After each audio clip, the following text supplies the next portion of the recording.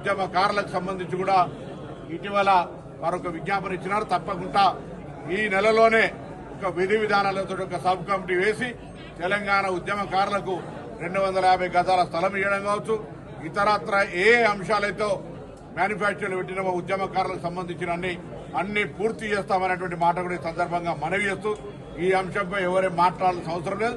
తప్పకుండా మా బాధ్యత. పిసిసి అధ్యక్షుడు మహేష్ కుమార్ గౌడ్ గారు, నేను గౌరవ ముఖ్యమంత్రి గారితో మాట్లాడాం. త్వరలోనే కమిటీ వేసి తెలంగాణ ఉద్యమం కోసం జైల్లోకి వెళ్లినటువంటి వాళ్ళు, కేసులు భరించినటువంటి వాళ్ళు, ప్రాణాలు అర్పించినటువంటి వాళ్ళు, ఇలా యాదగిరి సిరిపురం యాదగిరి గారి అమర దినం కూడా ఈరోజు.